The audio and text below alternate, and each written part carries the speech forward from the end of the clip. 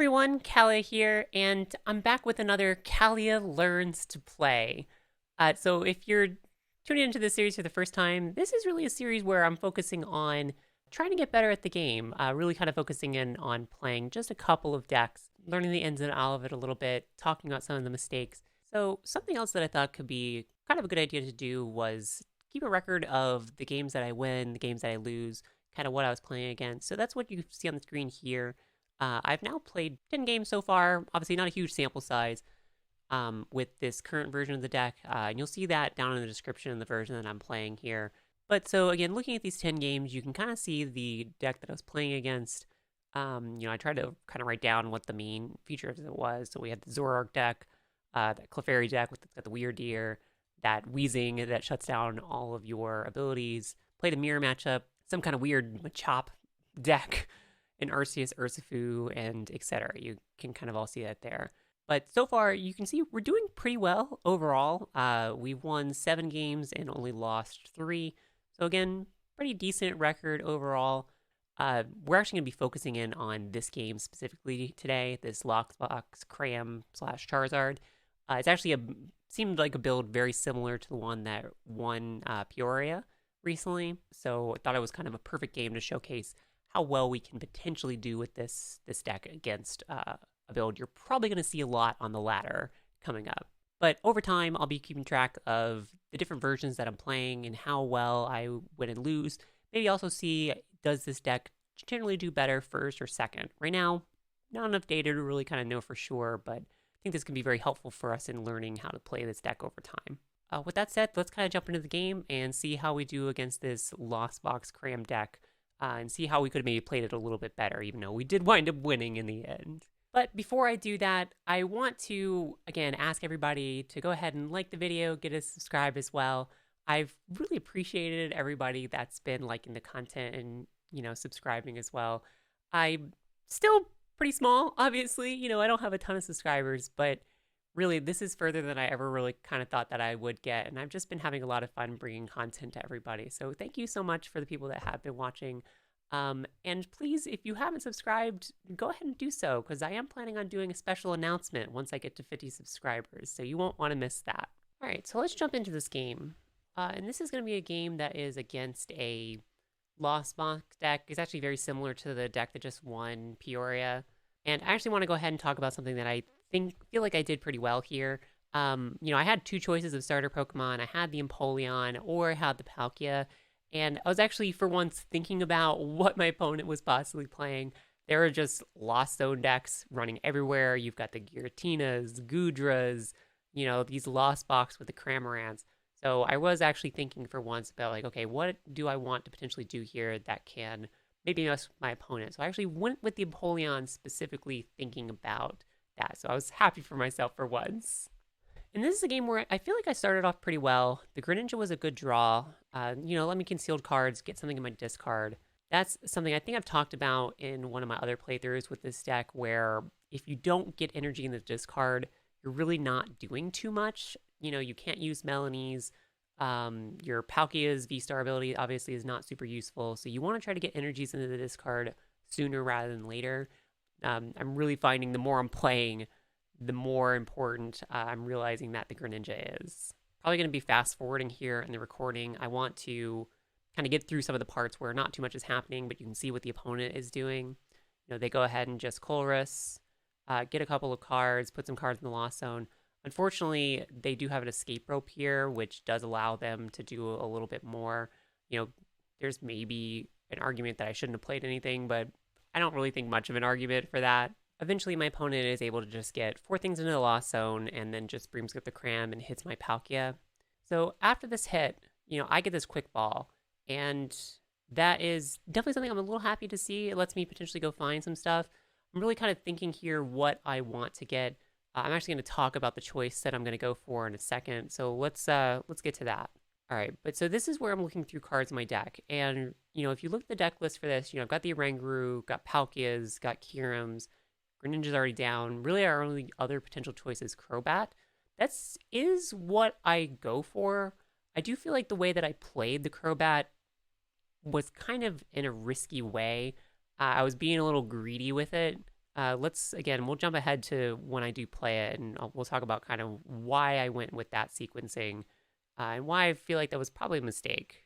So here we go. I grabbed Crobat, then I go ahead and concealed cards, which, why would I do that?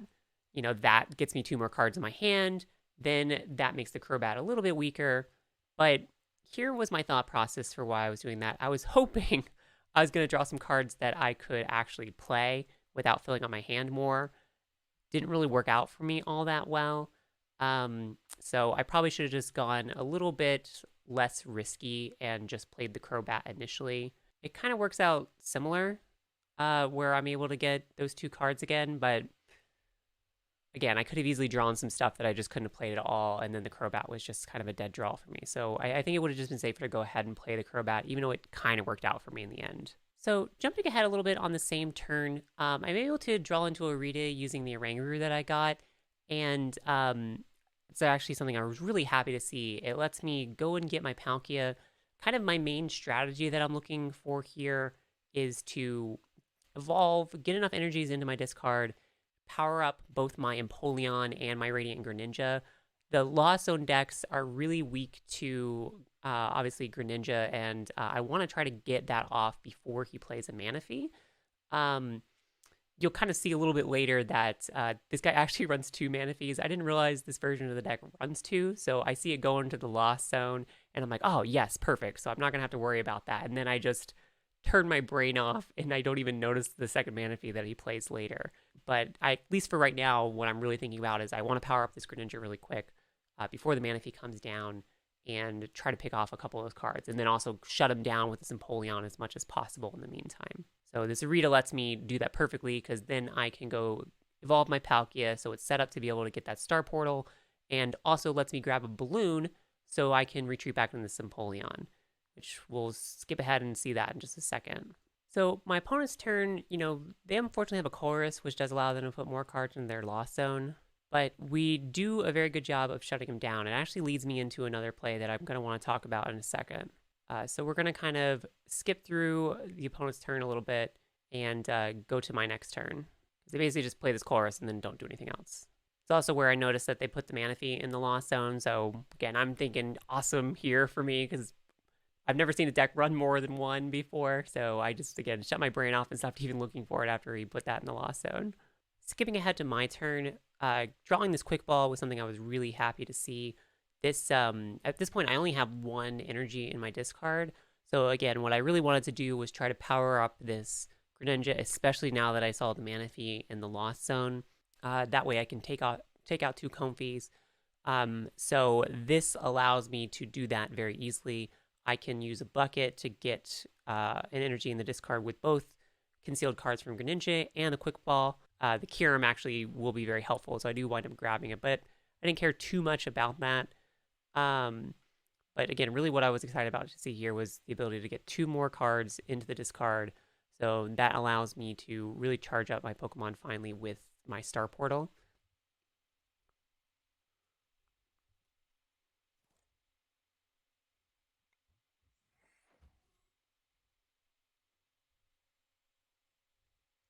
I will say the Melanie kind of made me pause for a second, thinking about, do I want to pull an energy from the discard, equip to something? I actually can't remember here if I do that or not, so we'll see, but I do kind of hesitate here for a second, debating if I want to do that.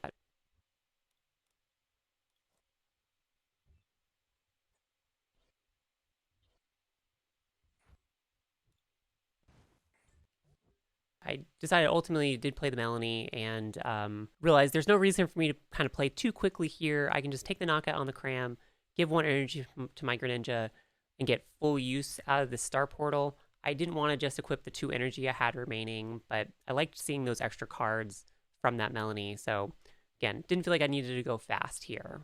Thankfully, our opponent's turn is pretty lackluster. They don't have a Chorus, and they're not able to do anything, so we're gonna basically skip their turn here. All right, so back to me here. This is a place where I was really debating for myself, like, all right, my opponent last turn did nothing. Really good sign. So I could just equip 1 more energy to Empoleon. That will allow me to attack again, take out this Comfey, and put another energy on Greninja. and then I can very easily switch into the Greninja on the next turn, and potentially take out his other two Comfies for game. Again, my opponent did absolutely nothing last turn, did not play any cards, obviously couldn't use flower selecting, which is a pretty good indicator that they're just stuck, which also means that they're probably relying on a top deck. So, I could have played a little bit slower here. I do decide actually to go into the Greninja, get a little greedy, and attack these Comfies. My thinking there was, yes, okay, that gives him one Comfy that he can flower select with. But again, he didn't play anything. So my thought is that's maybe two cards he's getting, one that he draws, one that he gets from flower selecting, and hopefully he's still stuck, and then I win the next turn anyway. The game keeps going after that, so who really knows for sure if I would have killed him if I had stayed with the Empoleon for one more turn. But I do think there was a good argument, since my opponent did literally nothing in that next turn, to just be patient, wait for the next turn, just knock out this Comfy, and don't rush it. I will say I was proud of myself for actually kind of thinking about that a little bit. I didn't just blindly do this play. I was at least debating, was it worth going slower versus not? So I was happy for myself that I was at least thinking about it. So this next turn here from my opponent actually does kind of wind up showing that it was a good idea for me to have gone ahead and used the Radiant Greninja. Again, I was not thinking about him having a second Manaphy, and it's actually kind of funny. I'm going to kind of talk about this a little bit more because I totally did not even notice this Manaphy, honestly, until I was doing the recording, which is kind of a good example of one of those things where I need to get better. Sometimes I get a little too focused on certain aspects of the game and I just ignore certain things that are going on. But again, I feel like the fact that he clearly had this in his hand because he hasn't played anything yet. He's just playing stuff down from his hand. This goes to show that Greninja was a good play there, I think, because he had this in his hand. He could have played it at any point, and then I wouldn't have been able to snipe that down. It's actually a mistake on his part. If he had put that down, then I wouldn't have been able to get it with my Greninja. Though I guess arguably maybe he was worried about my boss. I did actually have that in my hand, and if I had seen it, then I probably would have just bossed that up. But I got so focused on the Sableye, I just kind of completely ignored the Manaphy and didn't even notice it.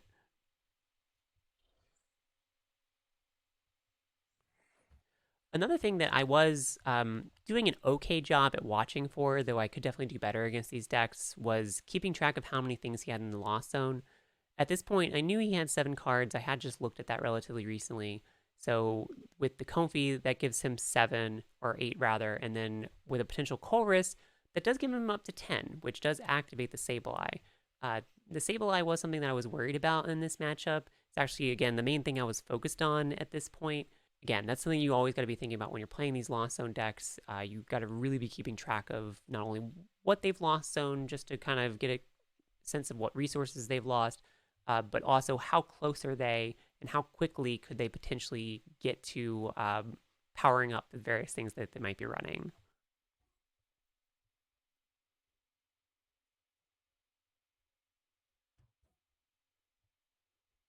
We also do get Roxanne here. That's another card that I always forget to think about. I still think it was the right play to go up with that Greninja, especially after he's benched that Manaphy. Kind of hindsight 2020, knowing now that this version of the deck does run 2 Manaphies a lot of the time, but it does actually hurt. I did have a pretty good hand to help me really kind of kill whatever I wanted to on my next turn.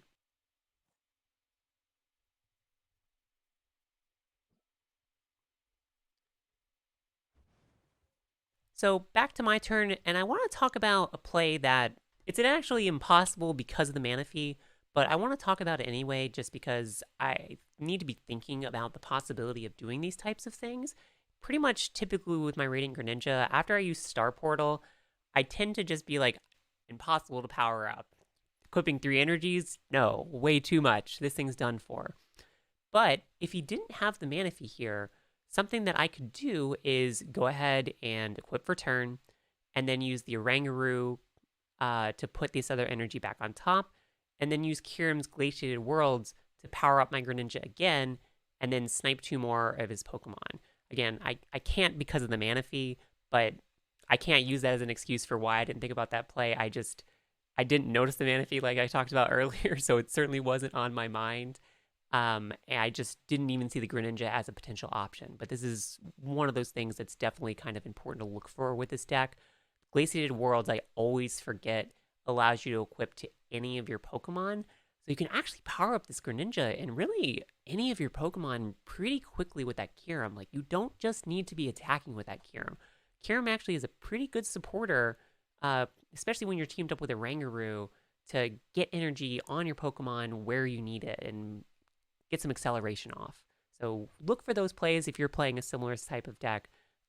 Always be kind of figuring out how you can maybe accelerate things. You know, again, we can't do the Greninja play here, but if you didn't have this Manaphy, then that would be a great play to be looking for. It's definitely something I'm going to keep in mind in my future games.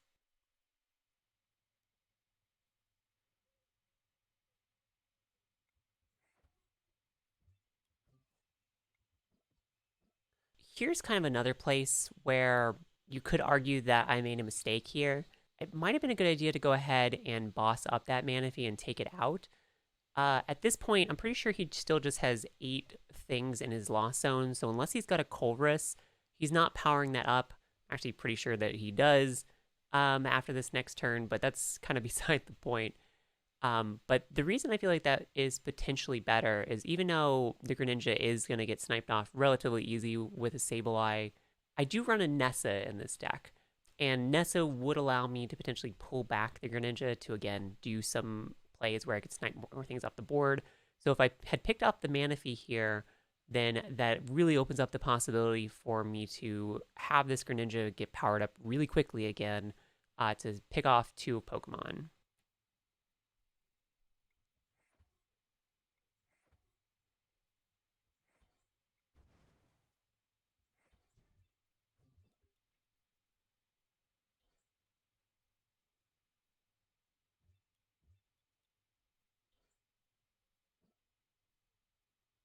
So here's a minor mistake from my opponent. They played back down their Zigzagoon, not thinking about the fact that my Empoleon shuts it down. If he had been able to hit that, he probably was going to target the Oranguru, which would have allowed him to kill both the Greninja and the Oranguru with the Sableye in a second.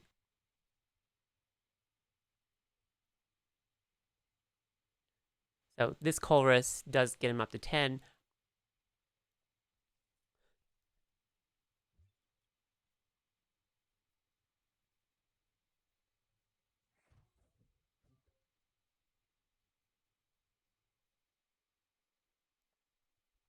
So here's another play that I want to talk about where I probably shouldn't have benched this Oranguru. Again, ultimately, it's a play that I can't do because of this Manaphy, but again, let's pretend we're in a world where I had been thinking about the Manaphy or noticing that it was or wasn't there.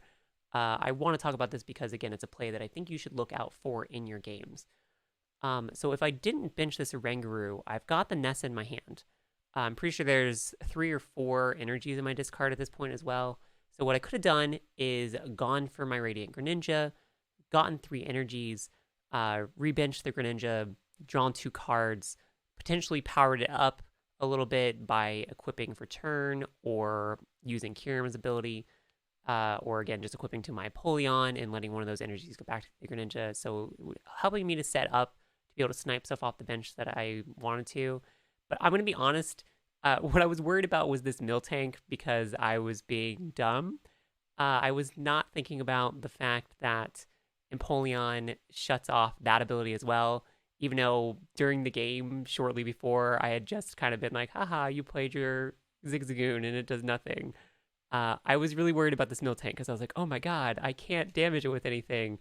And my Oranguru over here is almost dead. I need to put this down and power it up because I was like, how else am I going to kill this Miltank? I do later realize that, what are you talking about? The Empoleon shuts down the Miltank, that I didn't need to be worried about it. But this is, again, we're one of those cases where it's really important to be making sure you actually know how your cards work and aren't making just kind of dumb, panicky plays. At this point, I was just kind of worried that I was going to throw away this game somehow. So I was just getting very, very worried and not thinking about things that I could have done. And again, I did miss the possibility of doing that Nessa play with the Greninja, even though obviously, again, I can't with the Manaphy, but that's something to look for in your games of how can I power up that Greninja, knock out stuff on the bench, because there's lots of ways to be able to do that. I could easily get 2 energy onto that Greninja during this turn and have it ready to go on the next turn if I wanted it to be. Something else to talk about here. This, again, I was panicking and worried about this Miltank. So I wasn't noticing just how good of a position I'm actually in. You know, I do, again, kind of notice it a little bit later once I remember that Empoleon shuts down Miltank. I'm in a spot here where I easily knock out the Sableye, put him on 1 prizes, and then he can't kill this with really anything besides his Charizard. The Charizard is the only thing in this deck that could one-shot this, but then I just go up with something else and easily knock him out because Nessa gives me back energies from my graveyard, so I don't need to really worry about that. You know, he's used a lot of his things like Roxanne's, and I'm pretty sure he doesn't run any Marnies, so I didn't have to worry about losing my hand anymore. If I had just kept calm, I could have realized that, you know, just knock out the Sableye, you're perfectly fine. If he knocks out your Empoleon, who cares? You've already basically won the game at this point.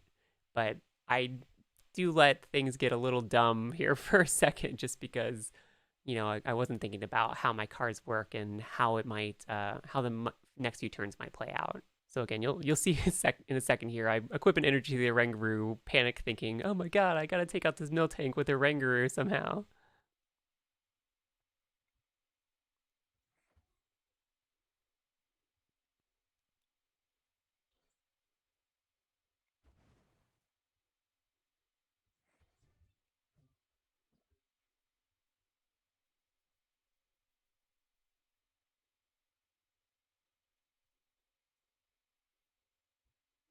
So this is actually one of the last kind of silly things that I was doing that I want to go ahead and talk about. By this point, I had realized that my Empoleon shuts down the Miltank, so I wasn't worried about that anymore, and I was thinking about what I was talking about earlier, where it's really only the Charizard that can take me out. But what I was concerned about here was, oh my gosh, like, what if he's able to stall out for more turns, and he brings up this Miltank? Because while the Empoleon shuts it down, obviously nothing else on my board can really deal with it.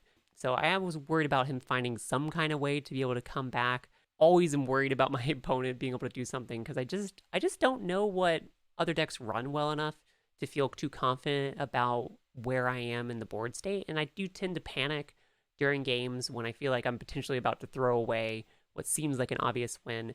So what I was trying to figure out was, how do I bring up something that guarantees that I can just retreat back into my Empoleon and guarantee the win next turn. And I was just staring at my board being like, what do I do? What do I do? The easy play is go up with Kyurem. That then allows me with my hand to attach an energy for turn. That gives me enough to retreat. Then I can just use Oranguru to put an energy back on top, and then use Kyurem's Glaciated Worlds to attach the last energy that I need to be able to attack. And that's all I needed to do. But you'll see me kind of, again, panic debate for a while.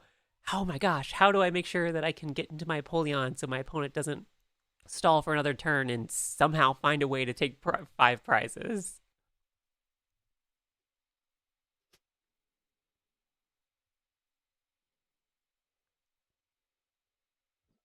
So I did eventually get there and switch into it. He doesn't even go into the Miltank, he just goes into the Cram.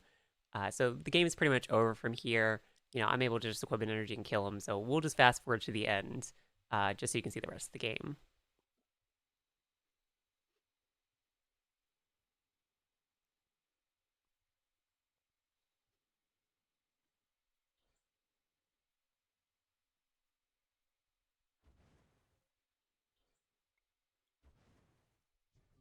So, and there you have it. There is kind of, again, a little bit of a look at one of the games playing with this Palkia Kyurem deck, and this journey of me trying to get a little bit better at the game. You can see where I, again, made a lot of silly mistakes, didn't see possible plays that I could have done, you know, at least in other situations where there wasn't a mana fee on the board.